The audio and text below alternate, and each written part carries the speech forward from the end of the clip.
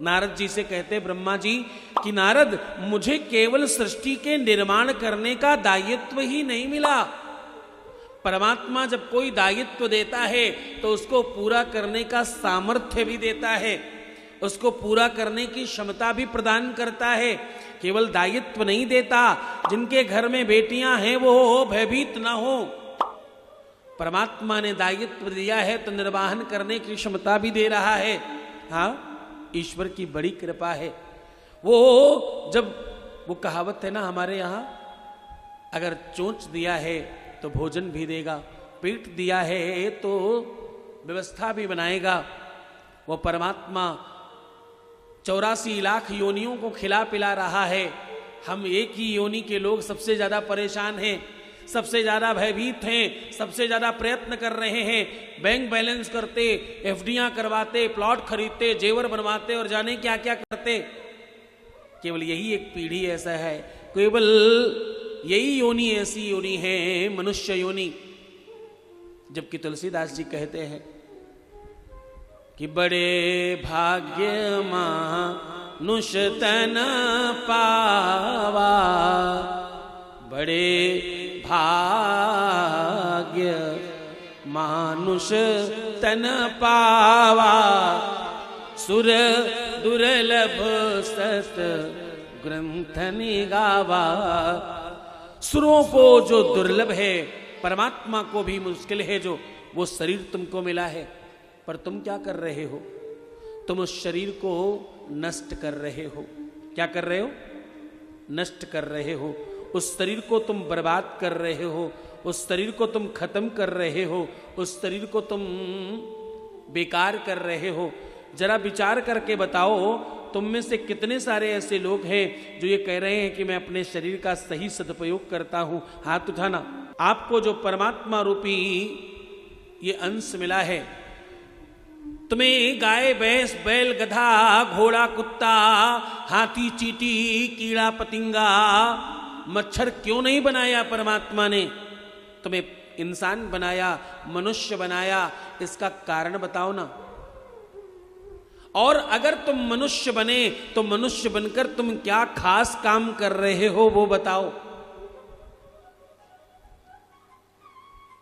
शास्त्र कहता है आहार निद्रा भय मैथुनंच, खाते रहो, सोते रहो, भयभीत होते रहो और बच्चे पैदा करते रहो। आहार निद्रा भय मैथुनंच सामान्य में तक पशुभिर निरानाम। मनुष्य में और पशुओं में ये सब समान तौर पर है। सामान्य में तक पशुभिर निरानाम ज्ञानाम हितेषाम अधिकं वसिष्ठम ज्ञानेन हीना पशुभिर समाना। पशुओं में और इंसान में अंतर बताओ।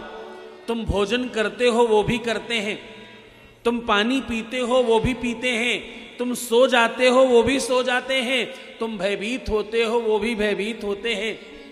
हाँ, तुम बच्चे उत्पन्न करते हो वो भी करते हैं। कोई एक काम बताओ जो वो नहीं करते तुम करते हो।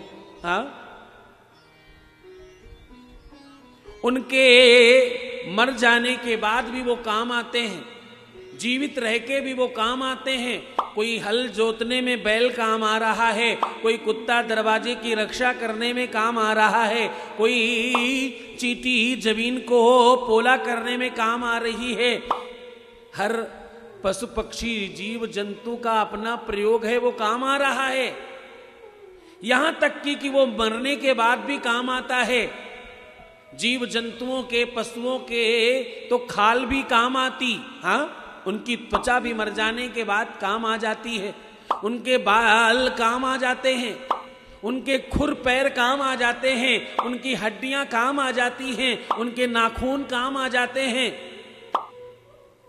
एक बात कहूं, गाय का तो गोबर भी काम आ जाता। हाँ, पर तुम्हारी कोई भी चीज किसी भी काम में आती है क्या? जरा सोच कर बताओ। तुम्हारे मर जाने के बाद भी तुम्हारा कुछ किसी काम में नहीं आने वाला, जलाकर राख कर दिए जाओगे। तब बताओ ना कि मनुष्य बनकर तुमने क्या खास काम किया?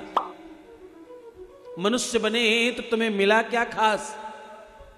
लड़कियों ने अपने मनपसंद लड़के को पसंद कर लिया, शादी कर लिया, विवाह कर लिया, अथवा ये सब जो तुम काम कर रहे हो इसमें से एक काम बताओ जो पशु नहीं कर सकता।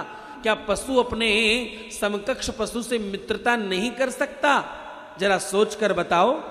हाँ, कौन सा काम तुम कर रहे हो जो पशु पक्षी नहीं करते? एक ही काम है, पशु पक्षी भजन नहीं करते, पशु पक्षी परमात्मा का नाम स्मरण नहीं कर पाते। वो तुम्हारी तरह बैठकर माला जप नहीं कर सकते, वो तुम्हारी तरह बैठकर यज्ञ अनुष्ठान हवन पूजन नहीं कर सकते, वो तुम्हारी तरह बैठकर शिव महापुराण नहीं सुन सकते, वो तुम्हारी तरह बैठकर अपने पूर्वजों की श्रेष्ठता के लिए शिव महापुराण नहीं करा सकते, वो तुम्हारी तरह अपने पूर्वजों के लिए, अपने पितरों के लिए, अपने दिष्ट के लिए, अपने कुल के लिए, अपने वंश कुटुंब के लिए शिव महापुराण नहीं करा सकते। वो अपने जीवन को श्रेष्ठ बनाने के लिए गुरु नहीं कर सकते, वो गुरु मंत्र नहीं ले सकते, वो गुरु मंत्र का जाप नहीं कर सकते। हाँ, और वो मंदिर में जाके दर्शन नहीं कर सकते, वो तीर्थाटन नहीं कर सकते, वो सत्कर्म नहीं कर सकते, वो दान नहीं कर सकते, वो धर्म नहीं कर सकते। ये सब मिला करके ज्ञानाम हि तेषां अधिकं वसिष्ठं ज्ञानेन हीना। अगर ये ज्ञान नहीं है तो पशु के समान है हर कोई।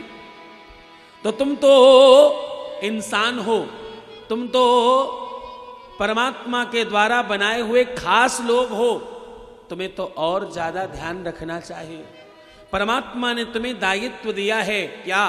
तुम आनंद से रहो, खूब मगन रहो, जो मर्जी करो, जितना चाहो एंजॉय करो, लेकिन परमात्मा का नाम स्मरण करते रहो। जब अवसर लगे तो भजन करो, अन्यथा एक एक पल व्यतीत हो रहा है।